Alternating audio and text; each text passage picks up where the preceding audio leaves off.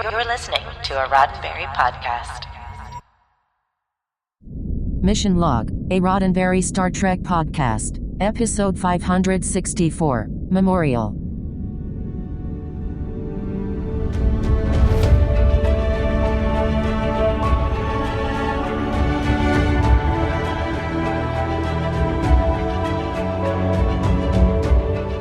Welcome into another episode of Mission Log, a Roddenberry Star Trek podcast. I'm John Champion. And I'm Norman Lau. Each week on Mission Log, we do our best to fully experience and then remember an episode of Star Trek, embodying the morals, meanings, and messages, and then asking ourselves if it stands the test of time for now, and maybe for a few centuries from now. This week, Memorial, the one where the crew start having flashbacks about participating in a war that they were never a part of. The experience may have been someone else's, but the trauma is very real. Norman, I'm sorry, that's not a fun way to get into an episode, but yeah, it's a very honest way of kind of preambling what we're about to discuss. Indeed. But hey, glad you're here in the co-host chair as we get to do, and things are going well for you. And we got a few more guest co-hosts lined up, but then you're going to be back in between there, and then back a bit more. So glad that's coming up. Things are going well for you? Yeah, we're on impulse right now, but we're looking for testing out Warp 1.01 and hopefully no renegade asteroids or wormholes to be seen. Yeah, just don't fire phasers if that happens. You learn, photon torpedoes away. That's right. Yeah, because I know for a fact that we have rerouted main power through the shields. Well, of course, know that. Everybody knows that, except for certain people. All right, well, everybody's contemplating that. Why don't you tell them where to reach us? Of course, we'd love to hear from you. Mission Log is a conversation about Star Trek. Find us on Facebook at Mission Log Pod and Threads at Roddenberry Podcasts. The conversation always continues in the Mission Log Discord with near-daily live events and 24/7 chat about the topics you love. Get your invitation to our private server by joining patreon.com/missionlog. While you're at it, one of the most important ways to help the podcasts you love is to leave a 5-star rating and a review at Apple or your favorite podcast platform. And always remember your comments could be used on the show. And now here's John Champion with this week's trivia. All right, the episode Memorial has a story credit to Brannon Braga. Naturally, we expect to see his name here, but that's not the complete story. Oh, no. The original pitch actually belongs to James Swallow, who is a journalist as well as a sci-fi and Star Trek novelist. He also pitched the story for the Voyager episode 1 back in the 4th season. And that brings us to our teleplay credit, which goes to Robin Berger, and we're seeing Robin's name in the credits again rather soon. She is a staff writer on Voyager at this point, but we recently discussed her story for Fairhaven, and prior to Voyager, she wrote the TNG episode The Hunted. She will stick around, but will only have one more on-screen writing credit in the series for Robin. Now, this was directed by Alan Croker, and just like we were with Robin, Alan comes right back to Voyager for this episode after having helmed Fairhaven. Now, let's meet our guest stars. It's interesting that we have a lot of additional actors in this episode, but the majority of them have no lines and no on-screen credit. I do want to point out just a handful, though. There's a soldier who Chakotay, in his memory, tells to stop firing on the colonists. He is played by Fleming Brooks, and he was a regular background actor across the Star Trek series at this time, including Voyager, DS9, Enterprise. Now, his other appearances include playing Starfleet officers and Maquis members, making him a familiar face if you're paying close attention to the background performers. Now, we also see a Nakan colonist in Harry Kim's memory. She is played by Susan Savage, and just like Fleming before her, Susan is also a veteran Star Trek background performer and shows up in multiple episodes of Voyager, DS9, Enterprise. She even appeared in Star Trek V, The Final Frontier, and ever since the late 80s, Susan has turned up in guest roles, even appearing 3 times on Baywatch. And finally, Savdra is played by L.L. Genter, and his film roles include appearances in Beverly Hills Cop 3, Gattaca, Pearl Harbor, Argo, and so many others, and he was the assassin crew cut man in The X-Files, and we will even catch more of him in Enterprise, where he will appear as a Klingon. Genter had a very diverse career as an actor, and sadly, we lost him in 2024 at the age of 73.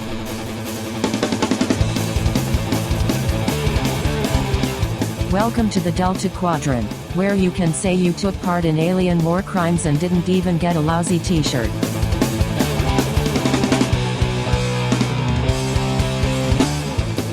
Prologue. The Delta Flyer returns to Voyager after a 2-week away mission. Aboard are Chakotay, Tom, Harry, and Neelix, all cranky, tired, and probably smelling pretty bad. Soon enough, they're back in range of Voyager and ready to wrap up this trip. The Doctor orders physicals for each of them, and B'Elanna is really glad to see Tom again. She even has a surprise for him, a replicated vintage 1956 TV with a remote and all the vintage programming one can possibly stream. The two settle in for a night of black and white goodness with popcorn and beer. But their evening takes a turn. While B'Elanna falls asleep on the couch, Tom gets completely absorbed in the TV. Then something catches his eye. A war scene featuring soldiers wielding energy weapons. Stranger yet, is that Tom himself in the scene? Act 1.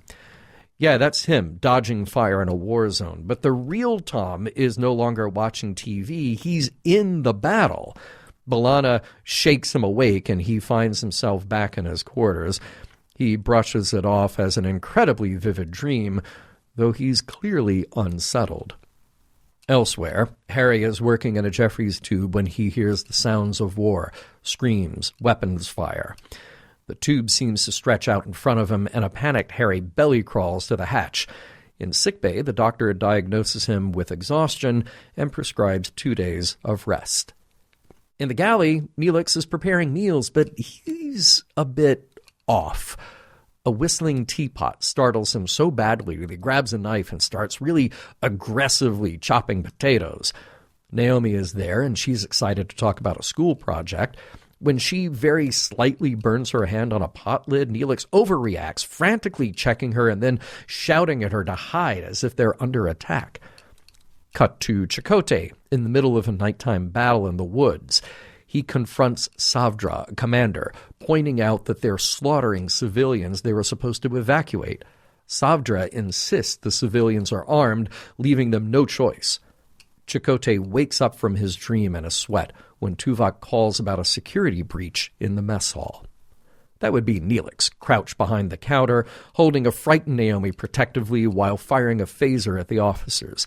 He is consumed by hallucinations, shouting about Savdra and refusing to stand down.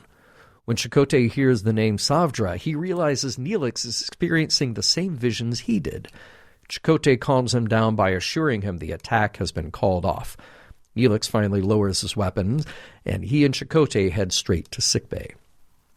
Act 2. In sickbay, Neelix is unconscious while the doctor briefs Janeway and Chakotay. He explains that Neelix is suffering from PTSD.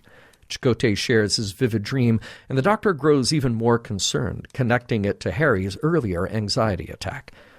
When Chakotay insists nothing unusual happened during the mission, the doctor scans him and reveals that what Chakotay experienced wasn't a dream, it was a memory. Janeway orders the Delta Flyer's sensor logs reviewed to uncover what might have happened. In the briefing room, Chakotay, Tom, Harry, and Neelix recount their shared memories to Janeway. They describe being part of a military unit under Commander Savdra assigned to evacuate civilians called the Nakans. As the civilians were rounded up in a forest clearing, missing members of their group ambushed the soldiers from the trees. Chaos erupted as the soldiers returned fire indiscriminately, killing men, women, and children. In his memory, Neelix tries to save the children, only to have them run from him. Harry recalls hiding in a cave, finding a terrified couple who beg for their lives. He promised to spare them if they show him a way out. When the man made a sudden move, Harry panicked and killed them both. Back in the briefing room, Harry breaks down, realizing what he did. Janeway listens, horrified, as Chakotay explains they massacred all 82 civilians. Act 3. Tom is in his quarters when B'Elanna visits, trying to comfort him, suggesting that just possibly the memories are false. But Tom can't shake the guilt, and he lashes out, sending her away. In Astrometrics, Janeway and Chakotay review the Delta Flyer sensor logs with Seven. They revisit scans of planets and alien encounters, including a merchant who tried to sell them on an anti-aging formula. But then Janeway reacts, struck by a violent flash of memory. She recognizes a planet, Tarakis. In her memory, Janeway recalls being part of the same military unit. The bodies piled up, soldiers hunted for survivors, not to rescue them, but to silence them. Savdra ordered the massacre covered up, commanding his troops to vaporize the evidence. Janeway tried to stop him, appealing to the soldiers to end the killing, but Savdra shut her down, claiming self-defense and insisting others wouldn't understand. When the soldiers sided with Savdra, Janeway had no choice but to back away, defeated. Suddenly, she wakes up in the mess hall. The room is dark, filled with rows of cots where members lie, all suffering under the same unbearable strain of these memories. Tuvok informs Janeway that the epidemic is spreading. 39 crew members are now affected. Act 4. More crew members are incapacitated by the traumatic memories, but there's no evidence to follow to understand how. Janeway's recollection does include the location of the planet where it occurred, Tarakis, and determined to find answers, she orders a course set. Meanwhile, Seven visits Neelix, who is despondent after his outburst frightened Naomi. She brings him some food to cheer him up, but he can't bring himself to eat. Neelix asks how Seven copes with her own guilt over her actions as a Borg drone. Seven says the remorse she feels reminds her of what she's done and helps ensure she never repeats those mistakes. Feeling perhaps a little bit better, Neelix tries some of the food. Voyager arrives at Tarakis. Tuvok scans show no life signs, but Harry detects a faint power signature. Janeway leads an away team, and upon beaming down, they find the landscape strangely familiar but peaceful, free from any of the horrors they remember. The team split up to investigate. Tuvok, Tom, Harry, and a security officer locate a cave that triggers Kim's fear. It's where he remembers killing that unarmed couple. As they explore, Harry battles his panic, but is encouraged on by Tuvok. Reaching the cavern, they discover skeletons that Tuvok's tricorder dates back to over 300 years ago. Harry couldn't have committed the murders. Elsewhere, Janeway and Chakotay track the power signature to an open field. They find a towering monument with a faintly glowing yellow orb at the top. Inscribed on the base is some form of hieroglyphic writing. The tricorder scans, and Janeway declares, "I think we found our war." Act 5. Back in Astrometrics, Seven uncovers the secret of the monument. It houses a synaptic transmitter capable of blanketing the system with neurogenic pulses. The pulses implant vivid, traumatic memories of the Nakan massacre into anyone within range, making them feel as though they personally took part in the atrocity. Chakotay has Seven translate the writing on the base of the monument. It reveals the intent behind the structure. Words alone cannot convey the true horror of the massacre. Janeway recognizes it as a memorial, but Chakotay is done with it. The monument doesn't just honor the dead, it forces innocent passers-by to endure the same nightmare. Janeway wonders if that emotional impact is precisely the point. The monument is running out of power, and the crew must decide its fate. Janeway convenes the senior staff. At the meeting, Chakotay, Tom, and Harry argue for shutting the monument down. They believe no one should be subjected to such trauma against their will. Neelix makes a different argument. He understands the memories are a powerful tool to ensure the victim's story is never forgotten. The discussion becomes heated. Even Tuvok recommends the logic of shutting it down, but Neelix insists that logic is irrelevant in matters of remembrance. After listening, it's time for Janeway to chime in. Throughout history, she explains, memorials have been erected to honor tragedies, and this one is no different. The monument deserves to continue its mission. However, the crew's concerns are valid. They will repair the transmitter, but they will also install a warning beacon in orbit, alerting any approaching ships to the monument's effects. The crew return to the surface to install new power cells to restore the monument, and when they're done, Janeway assures them that their suffering ensured the massacre will not be forgotten, and that the Nakhans would be grateful. The end. Fantastic recap, John. We're going to jump right into it because the one thing that we don't want to spend too much time on, just not getting into the observations, or we might forget about our observations, so we don't want to do that. See, exactly. We don't want to let any dishes sit too long in the replicator. All right. First of all, it's a replicator. It makes and disintegrates objects out of thin air, and it just takes a voice command to do it. So, right. First of all, Tom, just give the command. And second of all, Harry, just give the command. Like either. It's not like they're locked out of the replicator. No. Right? You just do the thing. Just say, hey, disintegrate the plates. Yeah. Right. That's a little strange. Yeah. I mean, it's funny. It plays off as funny, but at the same time, though, you would think that our technology then, in the 24th century, would kind of let us sidestep some of these weird things. Exactly. Now, I am greatly amused, though, by the idea that people spend a little too much time together in tight quarters. Tight quarters. A little bit tight. Yeah, it's a bit much. They're getting on each other's nerves. We don't have enough of that in Star Trek. Now, it sort of defies the logic, though. Why would you have a 2-week away mission anyway? That just, if you need to be away for 2 weeks, the whole ship should just go there with you. I'm sorry. Yeah, come on. Bad planning. If they're gone for 2 weeks and for some odd reason something happens to them, not like it doesn't happen to them in this episode, but something like they can't get back or they can't get in communication with the ship, the ship is gone. Yeah. Right? Exactly. It's like when, how long did it take or how long would it have taken Voyager to be out of communications range in that episode Resolutions when they left Janeway and Chakotay on the planet? Right. Yeah, exactly. Right? It was like only like a couple days, let alone 2 weeks. Yeah. Right? Couldn't they just replicate, like, say, pine tree air fresheners or something? Yeah. Right? 10,000 of them. Could you imagine those just hanging from the every nook and cranny of the Delta Flyer? Also, can't they use the transporter just to recycle clothes?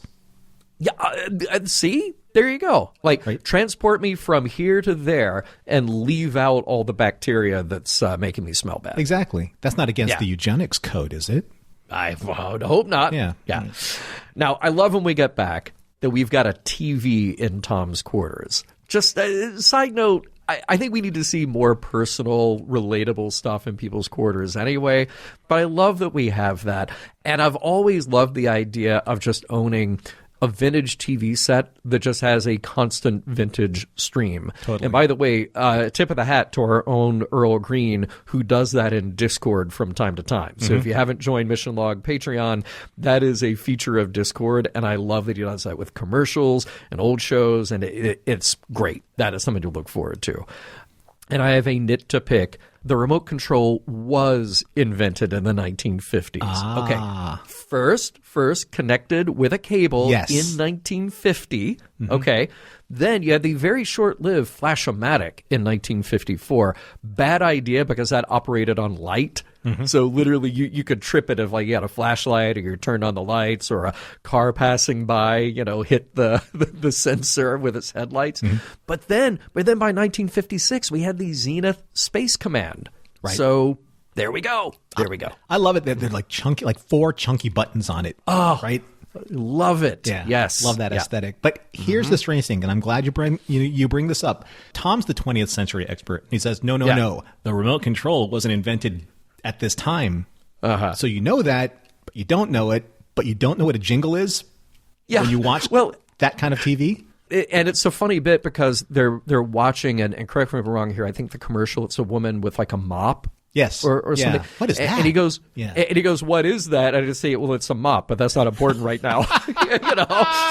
But what it means is the jingle. Right, and I was like, I would not have thought it's a jingle. Well, it's a commercial. It's a mop. It's a kitchen. Like, what are you confused about here? Yeah. Hey, look, it wasn't a garage, and it wasn't overalls, and it wasn't some kind of wrench. So, hey, what that's do we true. know? Right? That's true. Yeah. By the way, the Untouchables TV show definitely exists in the Star Trek universe because Nog was actually watching it in It's Only a Paper Moon. How cool is that? And I do believe that, shouldn't it fall under the trademark and IP of CBS as well?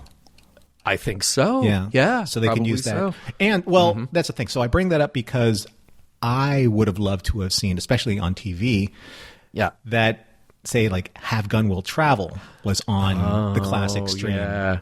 Yeah. Because not only would that be like so meta in the universe of Star Trek, being Gene Roddenberry's, 24 episodes or 27 episodes or something like that he wrote. Yes. But it's because Genealogy is, Earl's the co-host for that, and it would all come full circle. And honestly, if you did that, if you had Have Gun on those TVs in either DS9 or here in Voyager, that kind of would make Gene Roddenberry the Benny Russell of Star Trek. Ooh, right? Nicely done. Yeah. And we've talked about it before. I love it when a fictional show calls out another fictional show because it telegraphs to the audience like, no, we're real. Right. This other thing that we all agree is a fictional TV show, we got that's fictional. Of course. But what we're doing here is real. Right. So yeah. I love that kind of thing. Now, I do have to say that in this scene, there's a long prologue, by the way. Yeah. Long teaser segment.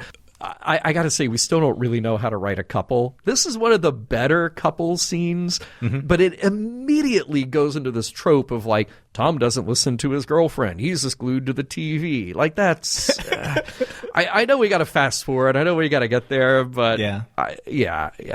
But I do love how Tom inherently knows that you just bang on the side of a TV if it's not working right. He probably does that when he's like, working on his cars. just hit it. Right? I mean, and speaking of cars, I do like being able to see like past or through the glass top table, and you could see like little bitty miniature car collectibles. Yes. Classic car Good collectibles. detail. So Tom's toys and his TV. He's basically all he really needs are kind of like what? I don't know, like, hamburger and French fries, and you have the whole kit and caboodle right there. Yeah.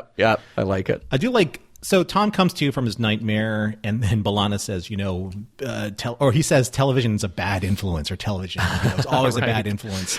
Yeah. Well, now you know, and knowing is half the battle.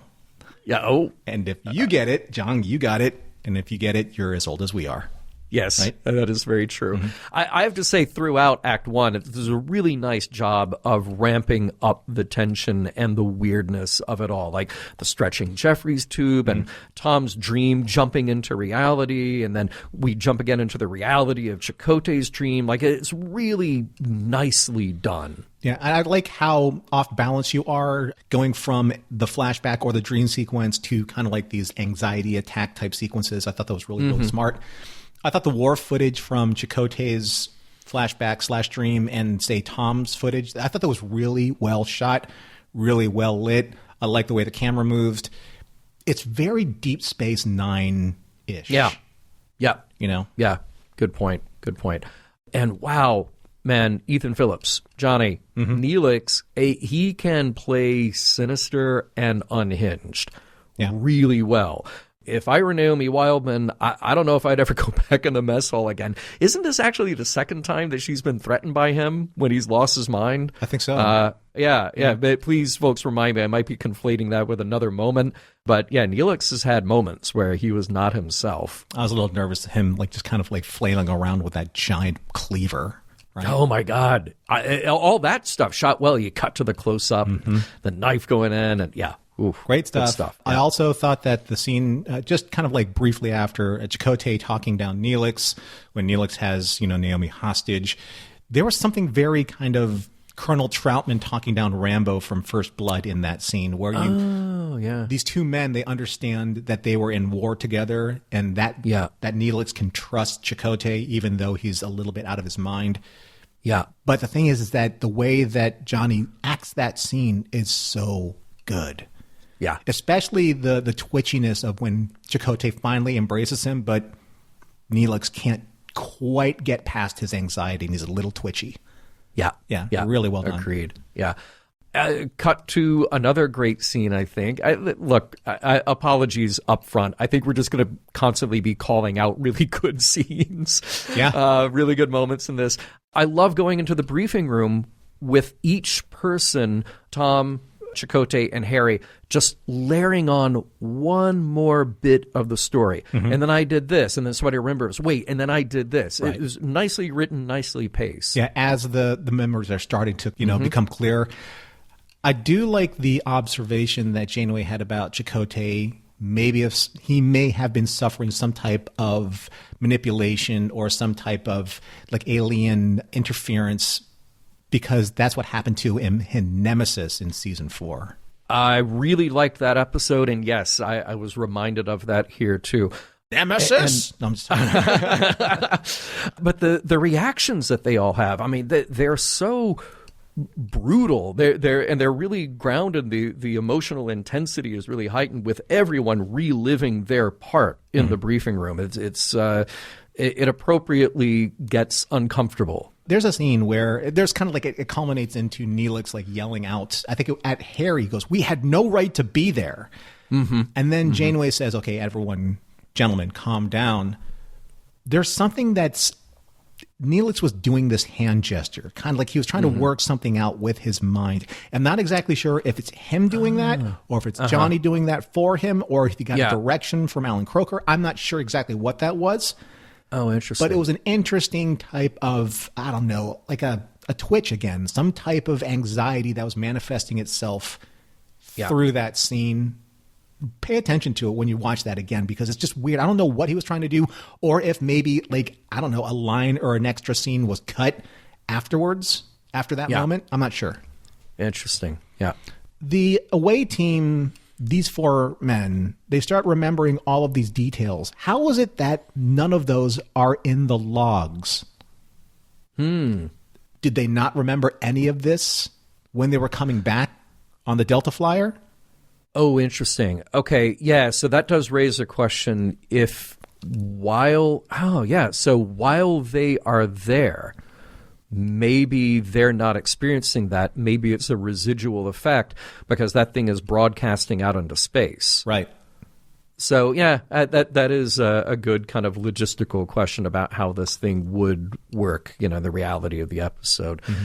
Really nice moment. Again, we've definitely criticized how Tom and B'Elanna are written often, but good moment of B'Elanna trying to be consoling. And I love that she gets the reference wrong to the Untouchables with Al Capone. It's a fun little bit because then Tom loses it and it's believable. And how hard is that? Trying to tell someone that there's no basis in reality for their experience, which is a dead end anyway. That is a very hard thing to do no matter what. She thinks she's helping by presenting this, but his experience, whether or not how it actually happened, the emotional experience for him is real. The interesting thing with their relationship is usually there is, and I don't want to say this in a way that sounds sexist or one-sided, but in a relationship, there's usually kind of like an alpha and a non-alpha. I won't say a beta or something like that. But in this relationship, you have an alpha and you have another alpha. Yeah. So B'Elanna will match energy with Tom's energy. And there's no ground to give. So, and especially since she's, half Klingon, half human, and maybe it's the way that she was raised, she has a very tough exterior and a very tough interior as well. She can't coddle what is happening to Tom. And Tom, he's not the greatest communicator in the world either. So you have this interesting relationship where really on paper, this shouldn't work at all because technically in real life, it doesn't work at all either. So, but it seems to work out in the episode. It's just so, it's like you're fighting fire with more fire. Yeah. Right. And it's a little abstract. It's a little distracting. But I will say this. I think that this is the Robbie Duncan McNeil I believe was hired to play Tom. 100%. His performance of him just pushing B'Elanna away and then him going full into the anxiety-ridden, paranoid, exhausted, and just reliving that experience in his mind, this memory that he has no control over. That's the kind of acting that I want to see from him more. You know, he doesn't get the chance to do that because all of a sudden it's just, flyboy, renegade, rogue, Han Solo wannabe Tom. But then you see this and you're like, he really can act when given the chance and given the direction and given the writing. Exactly. So, Exactly. And then we get to ramp it up again because now it's Janeway's turn.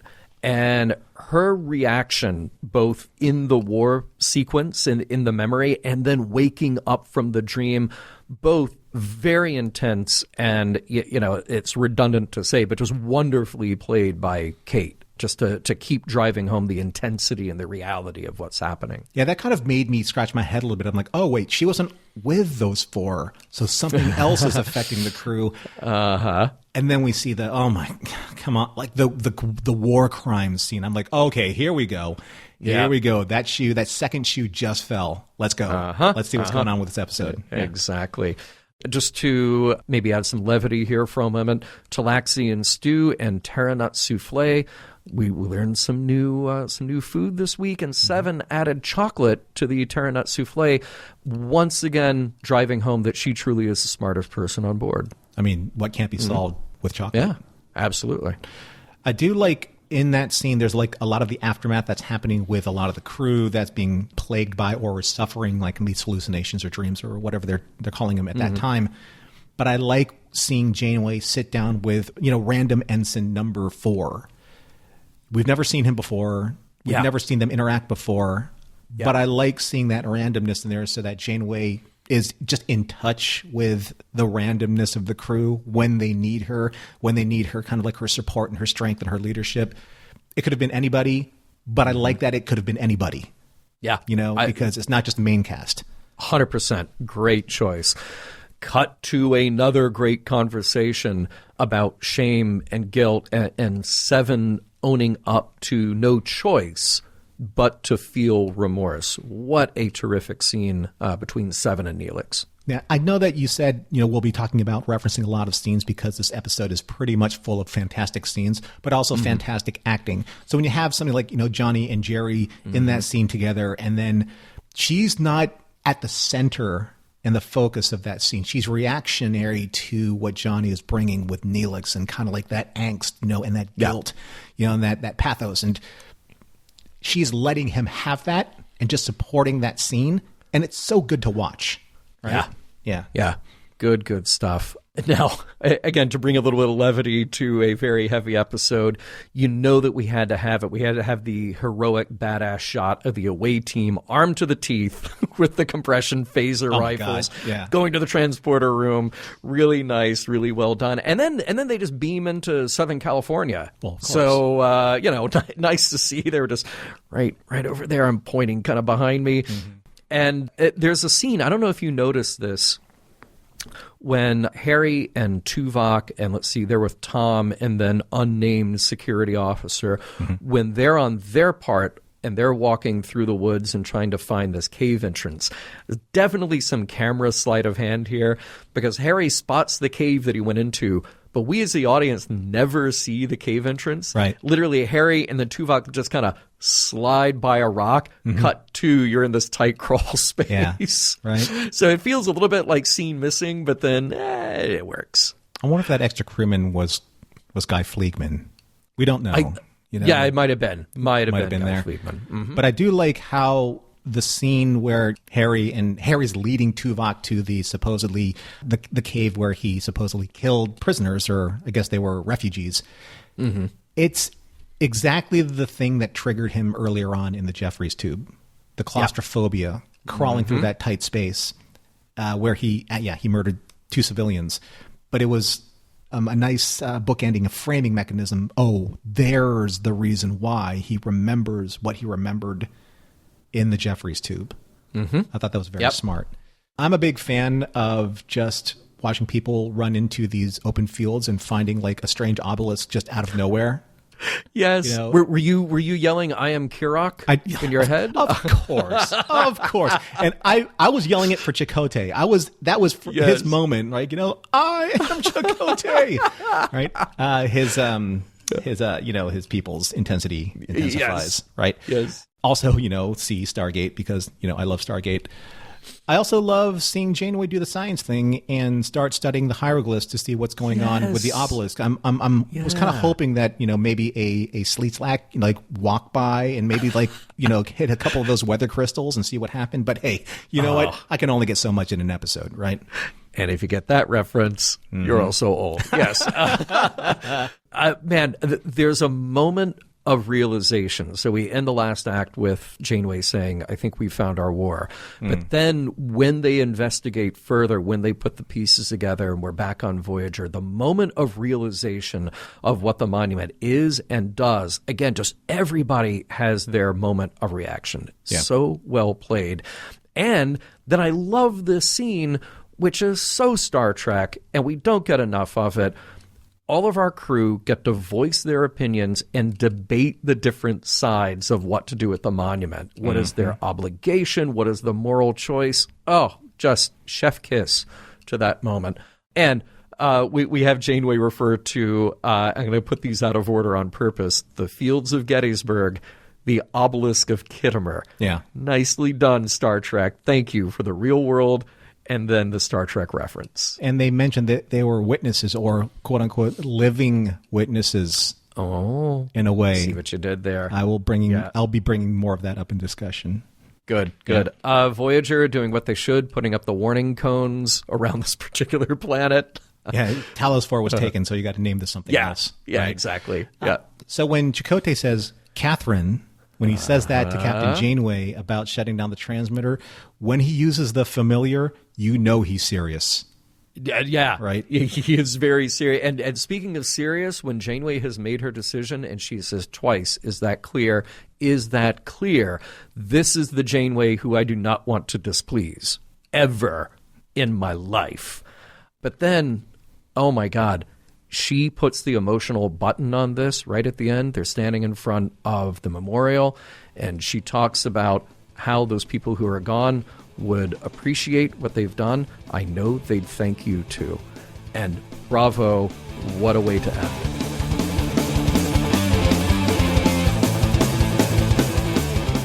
We'll get right back to Memorial, but first a quick word from this week's sponsor, you.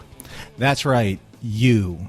Because the best way to support Mission Log, and you've heard us say this before, but we absolutely mean it, is by joining our Patreon. And trust us, it's not just about keeping the show going. It's about joining an incredible community of fellow Trek fans. And we are making it better than ever. So we've got exclusive content, early access to episodes, and behind-the-scenes unedited recordings. You ever wonder what happens when we go off script? Well, now is your chance to really relish in our own embarrassment. You can find out by paying attention to the behind-the-scenes unedited recordings of Mission Log every week. And that's not all. I mean, let's talk about our thriving and private Discord community. So for just $1 a month, you get full access to our live chats. That includes Mission Log After Dark, where a lot of the value-added material is on display for all to hear. The Zocalo for Babylon 5 fans. Kon-Tiki, kind of like our catch-all, wonderful group of just our community at large. Genealogy After Dark, because we love genealogy. International Comlink, which is our international chat for those of us who can't join the Mission Log After Dark chat. And even Time Enough, a Twilight Zone chat about all things of the Rod Serling nature. We've even got Battlestar Galactica. I mean, there's a little bit of anything for everybody. And don't forget our newest edition, Trekophiles Tonight. That's right. Dr. Trek, Larry Nemechek himself, is now hosting a live discussion every Monday about the Trek files and all things Trek history, really doing a deep dive into our archive. If you want even more, at the $5 tier and up, you get access to unedited video versions of our shows, including Mission Log and Genealogy. And if you want to make it really official, there's the $25 tier that gets your name published in the liner notes of every Mission Log episode. So look, if you love this show, and if you want to be part of something even bigger, head over to patreon.com/missionlog or hit the link in the show notes, pick the tier that works for you, and join us today. We'd love to see you there at patreon.com/missionlog. Now, let's get back to Memorial.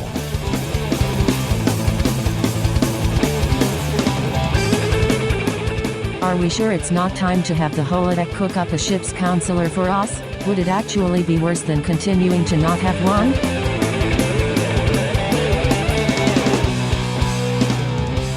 You know, I mentioned offline before we started recording today that this is one of those episodes where I felt like there weren't a whole lot of notes for me to take because I feel like everything is just sort of right there front and center with the episode, which is great. Mm-hmm.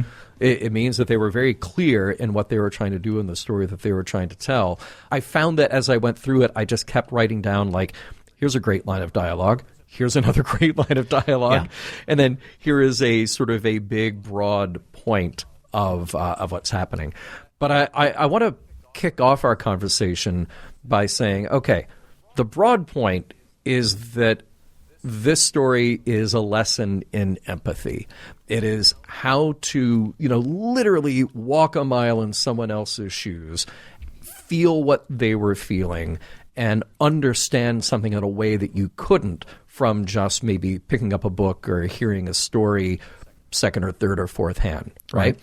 So there's something fascinating about that idea. There are very few opportunities in our lives where we actually get to do that. Mm-hmm. We'll come back to that. Maybe some ways that are effective or not as effective to do that. But at the heart of it, the debate that our crew is having, is it ethical? Like, is this an ethical way to do this? And is this an ethical implementation to simply make the memorial do this to people who are passing by? So, and that's really the ethical question is in two parts here. Is it ethical that you would have a system by which you could make somebody experience that on a deep and traumatic level? Also, is it ethical that it transmits, it just applies itself to anybody, whether they ask for it or not? I'm going to start with the second part of that and say no, but the first part of it, I think, is much trickier. Well, I'm glad that you brought this up because I'm coming at this exact same point from a different angle, so maybe we can cover like all of it, in this dissection of the ethics of what's happening here. Mm-hmm. Because I see this as an issue of consent versus non-consent. And I also wanted to bring maybe a stronger word into it, but I don't think that I need to bring that one strong word into it. It's a 4-letter word, starts with R, ends with E. And I don't want to bring any more trigger warning than that. Yeah. Because there's this scene when, upon realizing what the obelisk has done to them, meaning the crew, Chakotay says, "We're more than witnesses. By being forced to relive those moments, half the crew's been traumatized." Janeway says, maybe that was the point. I certainly won't forget what happened here. Okay. And then later on in the episode, after the doctor has fully assessed what their memory engrams have suffered, he says, even if we do shut down the transmitter, I'm afraid your memories of the massacre are permanent. Yeah. Permanent. Yeah. So here's the question, John, going back to, is this ethical? Is the memorial a violation of consent? Yes. Yeah. I mean, the second part of the second part of the question that I was phrasing, I think just the implementation of it, the way it is set up, this is a huge violation of consent. And there are questions you can ask around that. Like, Was that the intention? What do humans react to this differently than, say, the species who lived there, or maybe they assumed to be coming by later? Maybe there is some choice built into the system that humans were not aware of, or it didn't work on them. So there, you could sort of hand wave a little bit and say, well, maybe it did, maybe it didn't. But given the choice, if you show up and you understand what this memorial is and what it's about, would anybody ever accept it? Because if you saw what happened to somebody completely traumatized by it, why would anybody else ever do that again? I would like to address that, but I have a very specific tangent of that to address later on. I would just want to ask you maybe like another question here. So yeah, if this memorial is a violation of consent, then would this be considered some type of mental assault? Would this be considered criminal? You know, since the members of Voyager's crew are now going to suffer for the rest of their lives some type of post-traumatic stress disorder if these memories are triggered later on in their lives. That honestly is a great argument for Chakotay and Tom and Harry's position, which is this thing needs to be shut down, because it's not just about the experience, it's about the residual effect as well. Permanent effect, right? Yeah. And like you said, like you don't know how it's going to affect other species. So would that species be affected permanently even worse? Right? Where they can't actually rationalize the mental disorder that these dreams have now overcome, you know, in their consciousness, in their psyche. By the way, a little bit of a missed opportunity here with Tuvok, because somebody with the mental abilities that he has, we don't really get him to chime in on the sort of the reality of the emotional response versus the kind of implanted memory that it happened, but it didn't happen to them, you know. He does have a little bit of a justification, but I'll bring, again, I crafted something very specific for the end that I want to get you. I don't want to jump my own PowerPoint presentation, as they say. Is a system like this that makes somebody experience a memory that they didn't have, even if it were consensual, even if it was something that you walked into and said, yeah, I want this because I want to understand what they went through. Is that just on the surface, is that ethical? I think there are a lot of ways to approach it, because I'm thinking, first of all, it is sort of manufacturing a version of somebody else's experience. This is a construct. It is from a singular point of view. And then that is being put into somebody's head to say, hey, here's what it felt like. At least here's within reason how we think it felt to be these people, just so you can experience that. I think there is some question to be raised about accuracy and whether or not that level of trauma is the most valuable kind of teaching tool in that respect. You know, I know that there are people who go to, historic sites that are very difficult emotionally to reconcile. Talk to a number of people who have been to Auschwitz. They know what they're getting into. They know where they're going. They already know the story before they get there. But that's very different from walking into that place, seeing it, feeling it, even in its now modern museum version. But many people have an absolute breakdown in seeing it, because it drives home the reality of what happened. Right. There are other people who go there who don't feel that at all. Sure.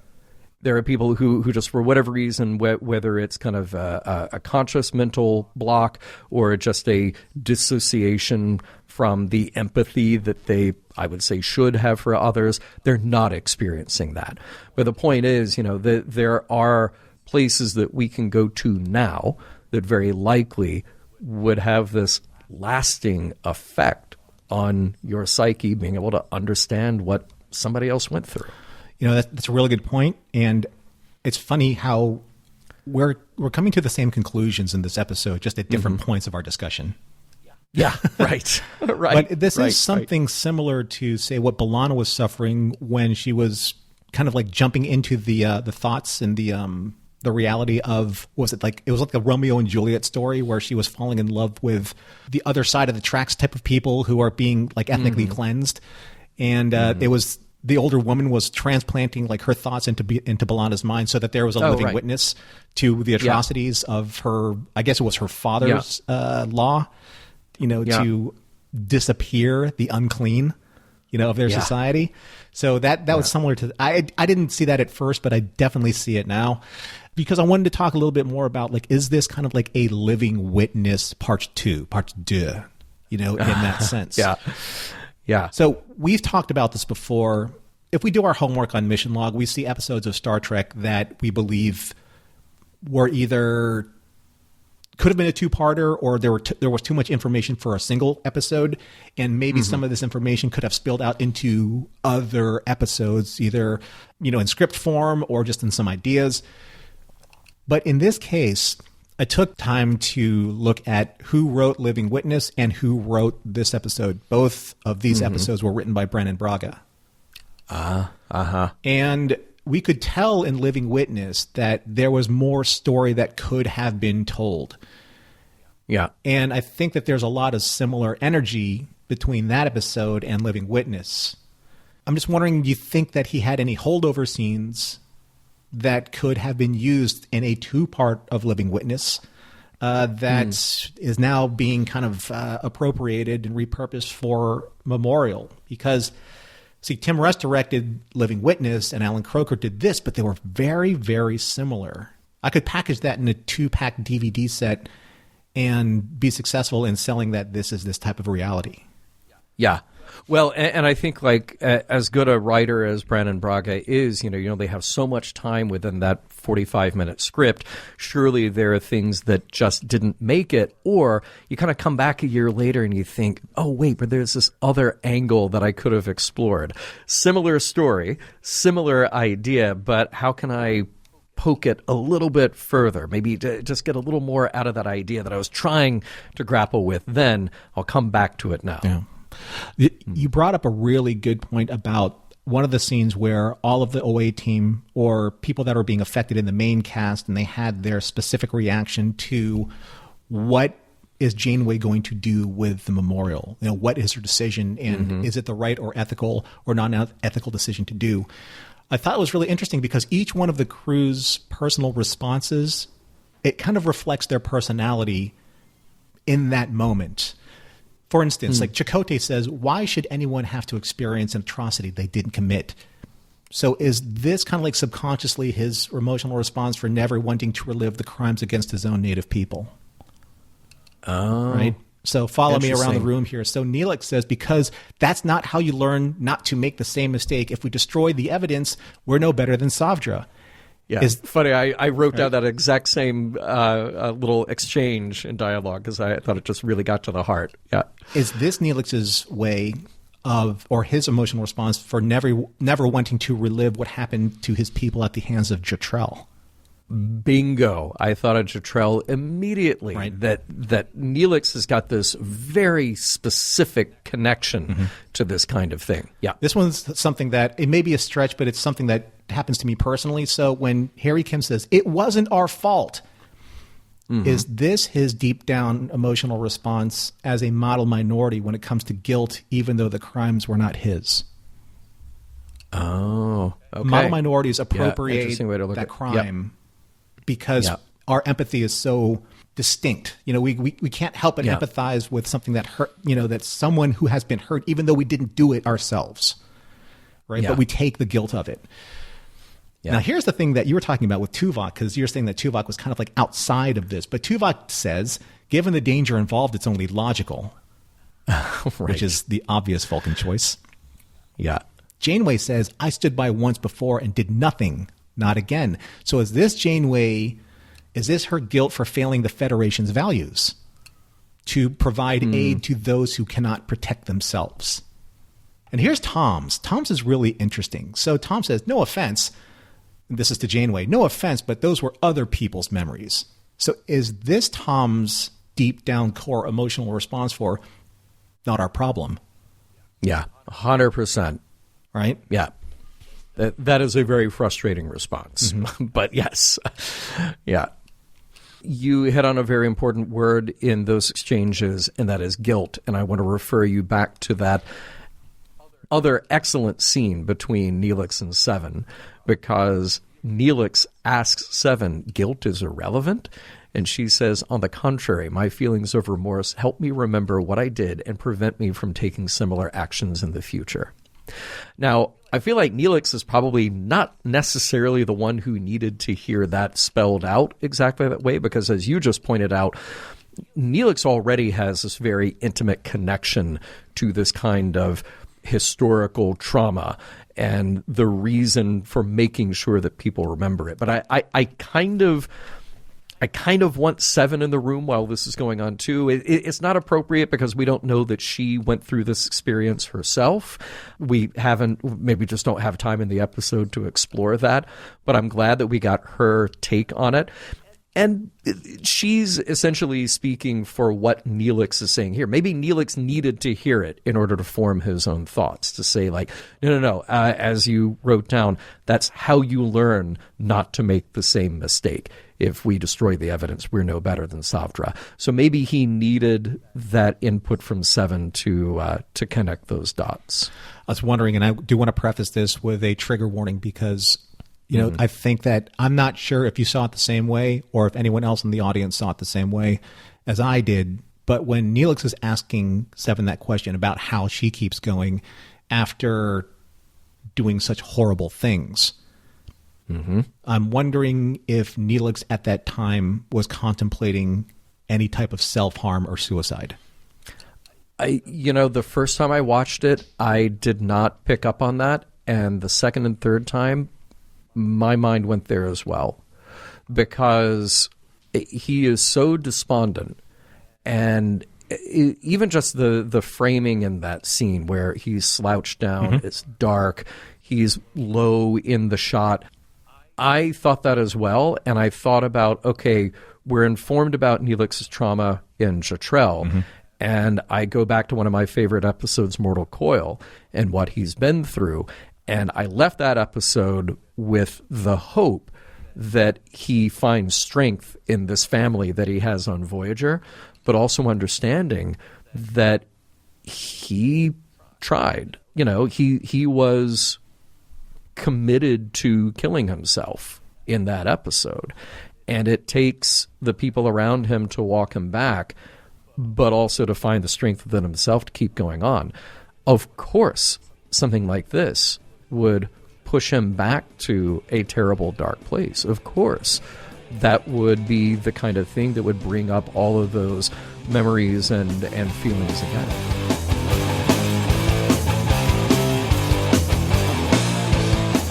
Thank you for visiting our interactive museum. Remember to stop by the gift shop after the tour. Let's see what Norman and John thought about their visit.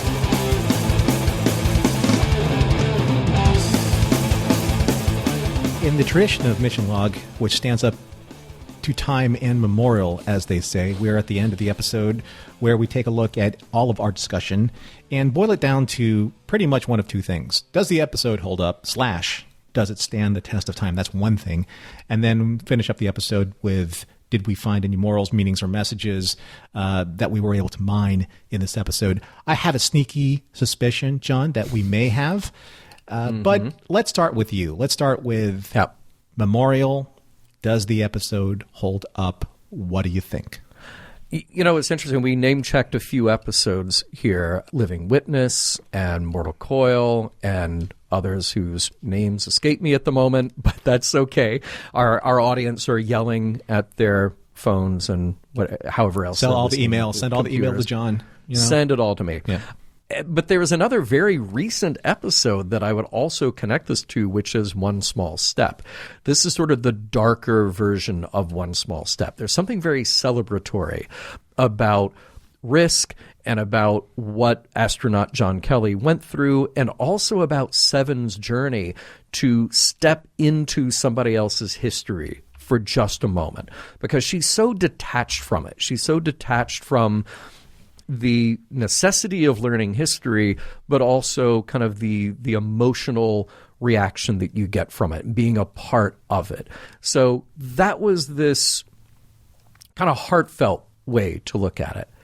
Now we have this heavy, traumatic way to have a similar kind of story, which is what happens when you take people and they don't just have this detached view of history, the 30,000-foot view of history, but they actually, for a moment, can step out of themselves and feel somebody else's story.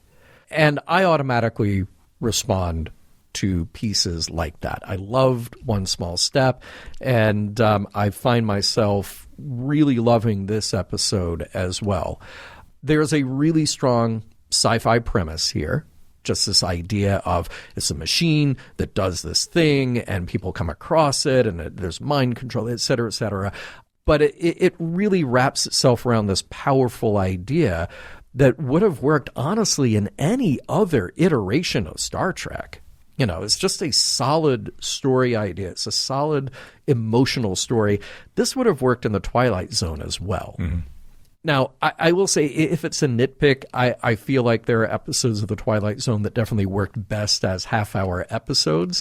When they stretched them out to an hour every now and then, didn't always work because you're just sort of waiting for the twist. When I first watched this and I took my initial notes, I thought, you know what? This is hurt by its own pacing, and I feel like there are some scenes that are padding. I take all of that back now. Oh, I'm glad you did. Yeah, okay, yeah. Okay, I'm glad. Yeah. I take all of that back now because when I rewatched it, I felt like, you know, there is actually a logic here to how those individual stories unfold. And I like the fact that Janeway doesn't have her moment until later. And that's just constantly ramping up the drama. And really the denouement, the moment that we're building toward, isn't let's go fix the memorial. The moment is the argument in the ready room or in the conference room about the ethics of the whole situation. And that just feels so utterly classic to me. But you kind of can't get there to justify everybody's reaction until you felt their story. Yeah, so I take back that note because I think this works better for me after watching it 3 times plus. I just feel like this is an episode that has a real heart, that there is something so thoughtful about the messages to get across, but also done in this really dramatic and, again, high-concept science fiction way.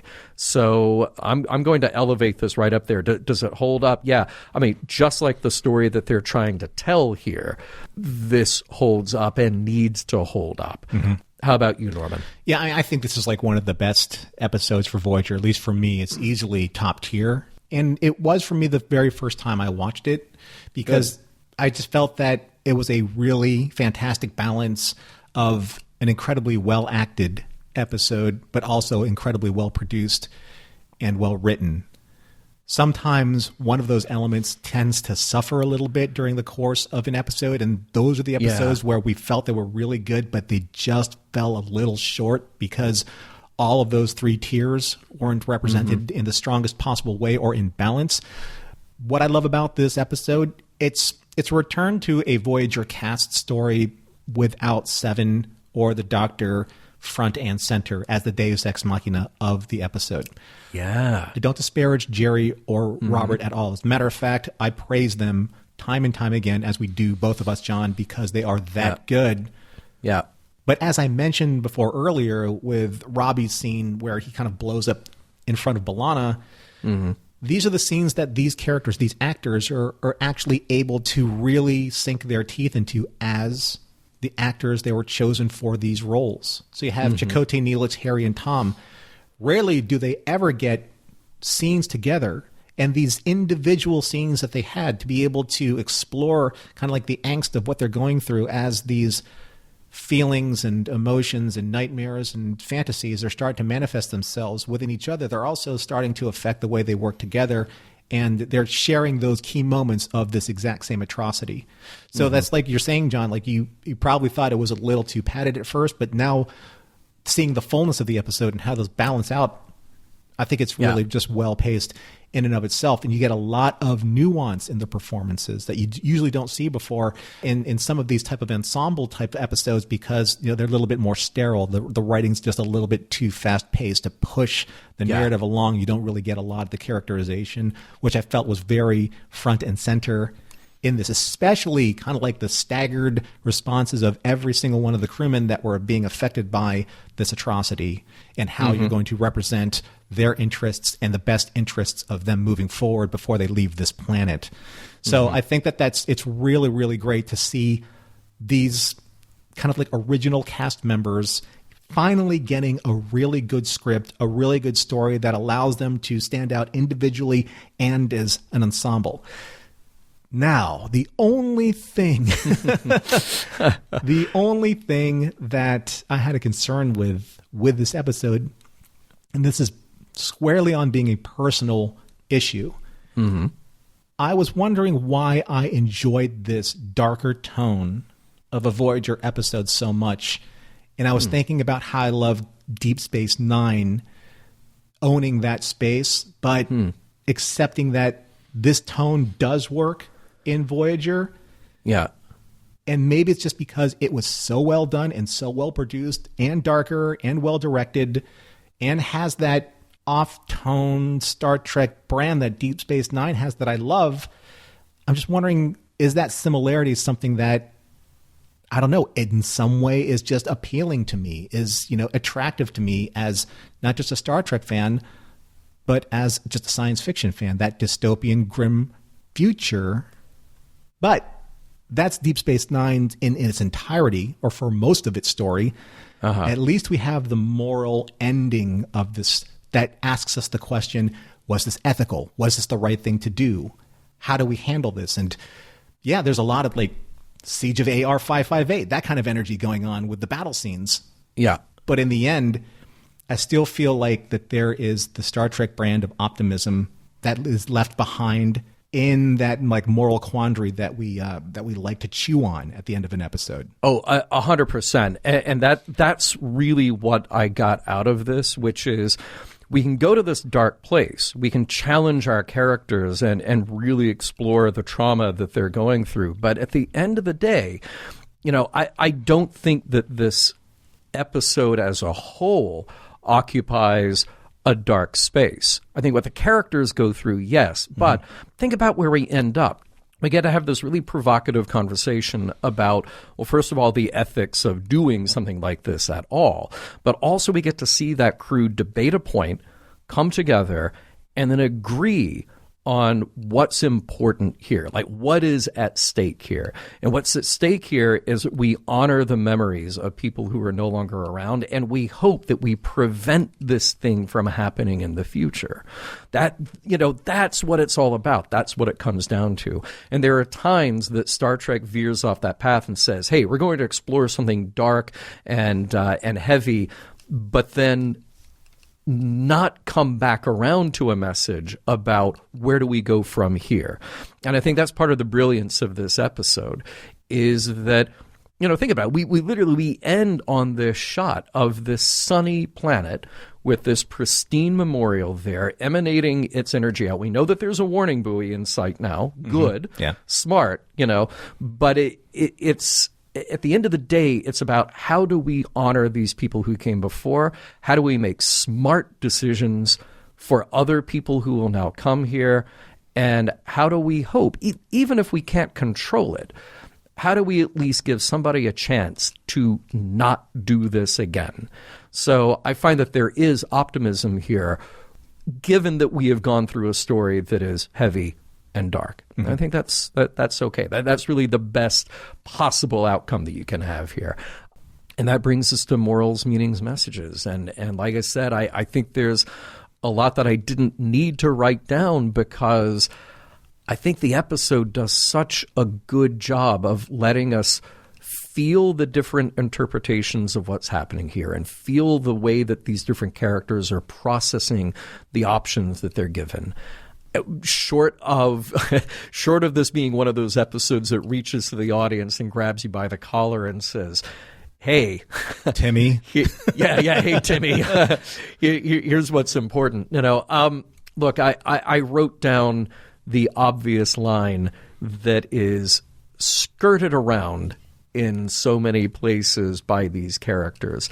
And that line that I'm sure that you all have in your heads now, those who cannot remember the past are doomed to repeat it. And let us attribute that correctly to George Santayana from The Life of Reason, published in 1905.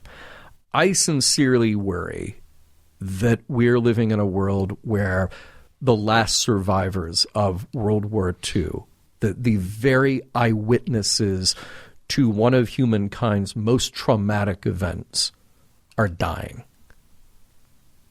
Norman, you and I probably both knew a lot of people in our lives who are veterans or somehow in other ways touched by that. And I can't think of, well, no, I take it back. I can think of one who I can get in touch with. But that's it.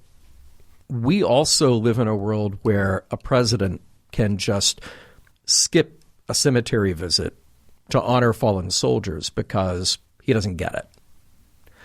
And I think that kind of attitude toward history is toxic, but it speaks to something deeper and darker. Friend of the show here and other Roddenberry Entertainment person, Holly Amos, she has said to me on many occasions when we're talking about kind of big ideas like this, I don't know how to tell someone that they should care about other people. I don't know how to explain to somebody that empathy is a value that you need and you need to express to other people and other ideas. And that kind of thing is expressed here in a traumatic, heavy way. But at the end of the day, the lesson is that these things that may have happened in another part of the world at another time to people that you never met, those things are important because they were important to those people. And they have resonant effects. They affect things going forward. And they, for damn sure, can affect your ability to make quality decisions about how you treat the next person that you come across. And I think that our crew is pretty good about that. The Voyager crew makes good ethical decisions, and we like to see that from week to week. So maybe they didn't have to have this particular lesson the way that they did, but it drives home the importance of what happens to other people, how we need to honor that, how we need to understand that above all, and accept the emotional realities of other people. Norman, how about you? This is a really, really interesting episode to distill to this particular moment because I agree with a lot of what you're saying here, but I do have a little bit of a pushback when it comes to Janeway's decision. Not all of it, but just some of it. And the only reason why I want to bring this up in this way is because I think that it still offers a lot of value just to be able to continue this discussion, both here and offline and after people listen to this in the podcast feeds and then maybe discuss it even more on Discord and in emails.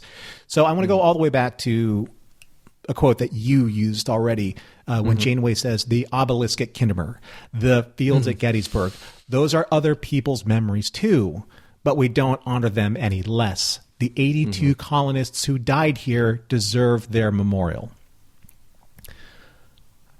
Now, forgive me, folks, but I have to be honest. I disagree somewhat with Janeway here. Yes, monuments should honor those whose lives were lost in the most heinous acts. But imagine this. This is the moral quagmire that we're kind of walking through right now. Does a sentient species have the right to violate the privacy of others in order to preserve their history and their truth?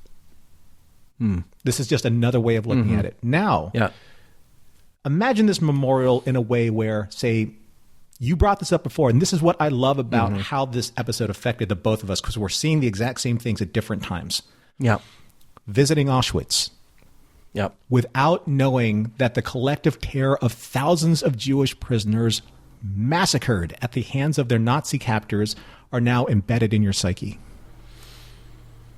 When people visit the battles of Gettysburg or walk amongst the stone cairns erected to remember the Scottish clans at the Battle of Culloden, or any monument or memorial that honor those who died terribly and terrifying deaths, those memorials are visited by choice. Right? And those who visit those memorials do so for very specific and personal reasons. John, you mentioned that before. You touched on that before. And they don't mentally and emotionally suffer any permanent trauma through reliving the events as if they were there. Now, of course, you're going to have a sliding scale of that depending on why you have chosen, quote unquote, chosen to be there. So this episode leaves me with more questions than answers. Is Janeway's solution the best compromise? To let the obelisk transmit the memories and tragedies of those 82 colonists as long as the passers-by are warned by the buoy as what to expect? Or should the obelisk allow these colonists their last will and testament, if you will, to their history to remain as if it were never disturbed? Truly, truly preserving how and why the obelisk was created in the first place, to force upon travelers the painful truth of the massacre that happened on the surface of their planet. So in the final analysis, again, this is just another way of looking at this. One decision allows you the choice, the other does not. And if you don't have a choice in the matter, then the horror that the colonists suffer becomes your horror. And now you have become victimized. And the cycle of suffering continues. How do you feel about that? Well, I want to ask you something, because I agree that the consent question about how this is implemented is the most serious, the most disturbing thing about this, that there are innocent passersby who get snared into this and are forced to relive somebody else's trauma. That is horrendous. Look, Chakotay and Tom and Harry and Neelix, they are victims of that, of a violation here. No question about it. There's got to be a better way. I want to go back to this line that Janeway has, though, because we brought it up again. I love it. The obelisk at Kittimer and the fields of Gettysburg, those are other people's memories too, but we don't honor them any less. I reject that premise because I think we do. And I think with every passing year, we honor them less and less and less. Like I said, I know one person who's still alive who I can contact about their experience in World War II. When my grandparents were alive, they knew people that they could talk to who made it through the Civil War or through World War I. Those are all gone now. And I've been to Gettysburg, and it's very impressive, but you actually have to do the work to understand the historic context and have the emotional connection to the place. And we should do the work. Of course we should do the work. But not everybody's going to do that. And every year there are fewer and fewer people who are going to do that. And I really fear that we're going to get to a point, maybe in the lifetimes of the people who are listening to this show, or slightly beyond, that there are names on World War II memorials who are just as distant from us as the names on a Civil War monument or an American Revolutionary monument, or go further back and further back and further back than that, where the names don't have any meaning and the stories are just stories. And I think if we lose the emotional resonance and we lose, more importantly, the lesson of history that comes from that, then we have truly set ourselves up for failure. Mission Log is produced by Roddenberry Entertainment. If you would like to support us directly, you can do so at patreon.com/missionlog for early access to shows and the Mission Log Discord. Our website is missionlogpodcast.com, and for more Star Trek news and discussion, visit trekmovie.com. On the next Mission Log, Tsunkatse.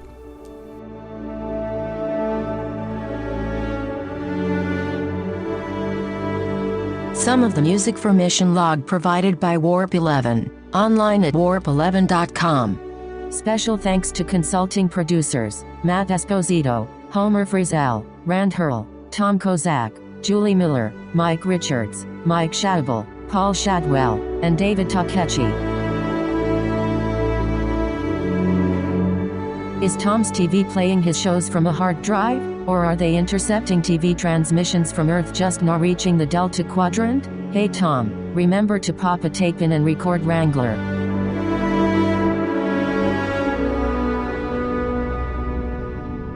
End transmission.